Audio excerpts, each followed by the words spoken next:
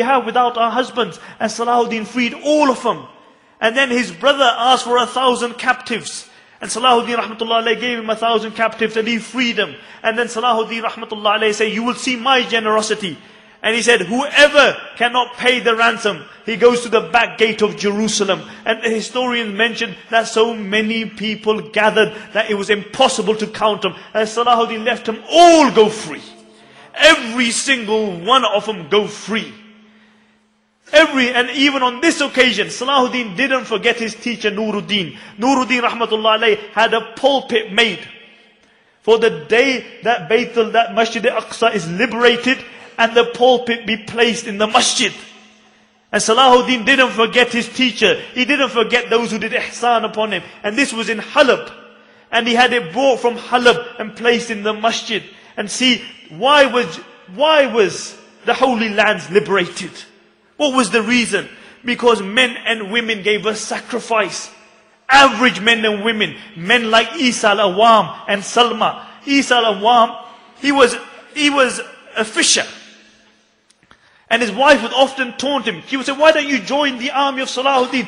Liberate the lands. And he would say, all my life I wanted to learn how to ride a horse and use a sword. But I'm a fisherman. I've been caught up between my boat, my net, and the fish. And I've had no time. And the narration mentioned one day Isa came home and his wife Salma had gone. And she left him a letter that I am going, because you are not man enough to join the army, I am going to join the army. And he felt ashamed. And the narration mentioned he went and they put him into the navy because he was a fisherman. And whenever somebody would fall overboard or something would fall overboard, he would jump and he would bring it out of the water, sacrificing himself until he was given the title Farisul Bahr, the knight of the sea. And Usamuddin wrote a letter to Salahuddin mentioning how brave Isa al-Awam was. And when, after the liberation of Jerusalem, Salahuddin rahmatullah alayhi met everybody. And when Isa al-Awam came, they told him, this is Isa al-Awam, Farisul Bahr. And Salahuddin stood up to meet him. And all of a sudden they saw a woman running from the crowd. And she came and she embraced Isa. And Salahuddin put his eyes down. And somebody came and said, oh, Salahuddin, you know who this woman is? This is Salma. She's the most bravest of women. She would carry the injured men from the battlefield and to the camps. Whenever we needed an issue, whenever a difficult time we needed to send a message, she was the first one to be ready. And Salahuddin mentioned that Salahuddin was sitting down. He stood up again. He stood up again. And he said, indeed, you two brave couples, indeed, your meeting and your marriage is blessed by Allah subhanahu wa ta'ala. And when Europe had heard that their holy lands had been taken from them, really, Europe went ablaze. Europe went ablaze. Pope Urban II died out of grief. And I say, Subhanallah, Salahuddin, you broke the backs of tyrants thousands of miles away. This is a miracle of Salahuddin. And then the subsequent Pope wrote a letter to all the kings that they should send every able person to fight. And the narrations mention that just from Germany, Frederick, the king, bought 1 million fighters. Alhamdulillah, he drowned on the way and the army dispersed.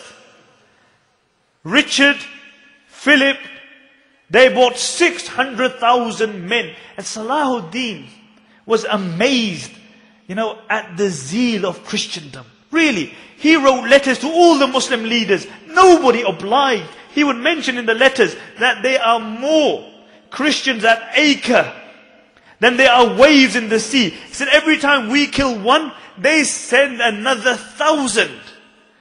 And 600,000 Crusaders camped at Acre. And what they did is that they made trenches around them and then they barricaded themselves in. So Salahuddin rahmatullah alayhi couldn't attack them from behind. And for 2 years, Salahuddin remained in the field. He remained in the field. And Ibn Shaddad rahmatullah alayhi says, he said, Salahuddin, He would cry at the apathy of the Muslim leaders. And by Allah, we cry at the apathy of the Muslim leaders today. All those problems which existed in the time of Salahuddin, all exist today. The only thing difference is that there is no Salahuddin to bring the ummah together. That is the only difference. And Ibn Shaddad mentions that at Acre, Salahuddin was like a mother who had lost its child. He says, if the agony and pain that Salahuddin felt, if it was placed upon a mountain, the mountain would crumble. But see, this is why we remember Salahuddin. This is why we remember him. And this is why all the other leaders are forgotten. In the time of Salahuddin, how many kings were there? There were 3 caliphs in the time of Salahuddin. Does anybody know the name of any one of those caliphs? There was one in Egypt, one in Baghdad, one in Spain. Nobody knows because they didn't care. So history forgot them. But history remembers Salahuddin because he cared. When they lived in their palaces, where did Salahuddin live? He lived in a tent. He lived in a tent. When they slept on comfortable beds, Ibn Shaddad rahmatullah alayhi mentioned, he said, one night I saw Salahuddin. He couldn't sleep the whole night. He was in so much pain. The whole night he was tossing and turning. But morning came. At the crack of dawn, Salahuddin mounted his horse and he did not descend until sunset. When others had big meals in their palaces, Ibn Shaddad mentioned, for 3 days, Salahuddin ate nothing. He ate nothing because he felt this pain. When others lived with their families in their palaces, Salahuddin was on the battlefield. He was dodging arrows. When others lived with their families, Ibn Shaddad mentioned that one day the news came that Salahuddin's brother had passed away. Then his nephew had passed away and he began to cry. And we didn't know why he was crying, but we began to cry with him. We began to cry with him. But he says, then Salahuddin rahmatullah alayhi went on the battlefield. And it was as though nothing had happened. He was the same Salahuddin. And this is why history remembers Salahuddin. And it has forgot all the other supine, spineless tyrants. Like history will forget all these today, all these supine, spineless tyrants. And finally, after Acre, when the Crusaders, how much time do I have left? Okay. I'll cut it short here, inshallah. And I'll go on. Finally, the Crusaders, after 2 years, the Muslims in Acre asked for terms. Richard gave them 2 terms. And then after that, he butchered every man, woman and child in Acre. Every man, woman and child in Acre. And we know Richard is a very interesting person. They tried to draw comparisons between him and Salahuddin. By Allah, there was no comparison. I don't have time to go through it, but there was no comparison. He was a bit of a warrior, but besides that, he was a degenerate as a person. I mean, he couldn't even speak English.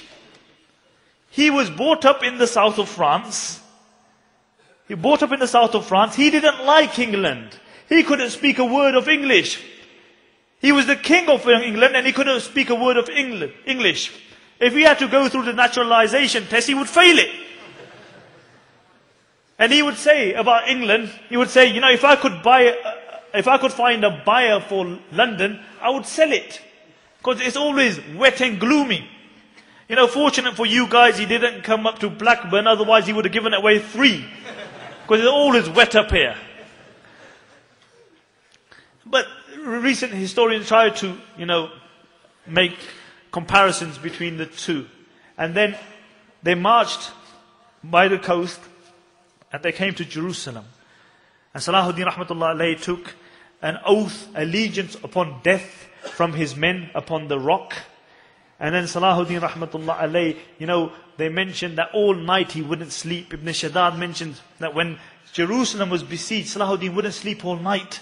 We would beg him to sleep, he wouldn't sleep. Because his love for the holy lands was past any imagination. And Ibn Shaddad says, I met him at Fajr, he hadn't slept all night. And I said, oh Salahuddin, why don't you, it is a holy day, it's Friday, why don't you give some sadaqah secretly, and then at Jummah, between the adhan and the Iqamah, pray 2 rakats, and ask Allah for assistance. And he mentions that day I was sitting next to Salahuddin rahmatullah alayh, and he prayed the 2 rakats, and then he began to cry, and he was making dua. He was saying, Ya Ilahi inni inqata'tu asbabi fi nusrati dinik. He said, oh Allah, all my own resources I have exhausted in assisting your deen. And the only thing I have left is that I turn to you. Only thing, وَالِاتِّصَامُ بِحَبْلِكَ, and I hold on to your rope, وَالِاتِّمَادُ عَلَى فَضْلِكَ, and I ask you for your fadl and your grace. And Ibn Shaddad mentioned, I saw Salahuddin cry until his beard became drenched. And then the mat in front of him became wet. He cried and he cried. And then mentioned that the next morning the news came that the Crusaders had lifted their siege. And Richard had said his famous statement, as long as a man like Salahuddin is protecting Jerusalem, you will never take it. And then it was Richard who asked for a truce. Salahuddin never asked for a truce. Salahuddin didn't want a truce. Ibn Shaddad mentioned he didn't want a truce. He would say that I fear that when I die, the Muslim armies would disperse and the Europeans will become strong. So the best that we can do is fight them until we cleanse our lands or die fighting. And Ibn Shaddad mentioned that Salahuddin had a greater goal. He had this greater goal. Ibn Shaddad mentioned that I was at Asqalan and this was the first time I had seen the sea. And the sea was pounding the waves. And I remembered the opinion of some scholars who say, the fuqaha, that anybody who goes to sea, his testimony shouldn't be taken because he can't be mentally sane. And he said, when I saw the nature of the sea, I understood the validity of this opinion. And whilst I was thinking this, Salahuddin came to me. And he said, oh Ibn Shaddad, when we have cleansed the holy lands of the Crusaders, what I wish is that I go over this land and I spread the word of Islam until not one Crusader not one kafir is left on the face of this earth. And Ibn Shaddad said, he said, oh Salahuddin, you are the pillar of this deen. You are the protector of this deen. What will happen if you die? And Salahuddin turned to him and he said, oh Ibn Shaddad, what is the greatest of deaths? And he said, martyrdom. And Salahuddin said, that is what I desire for. Death in the path of Allah subhanahu wa ta'ala. The truce took place and Balian said in the awe of Salahuddin, he said, oh Salahuddin, you have achieved something in Islam that nobody before you has achieved. He said 600,000 Crusaders came and only 1 in 10 returned. Some died out of natural causes, some drowned, but he said the vast majority of Salahuddin you killed. And it was almost as though, and I'll finish here, it was almost as though Allah had kept Salahuddin alive just for that period. After the truce, Salahuddin went back to Damascus. And the narration mentioned that one wet day he went to visit the Hajis. And when he came back, it was cold, it's wet. He became ill. And every day his state got worse. And Al-Imad mentioned, I was with Salahuddin when he was ill. He says, by Allah, every time Salahuddin became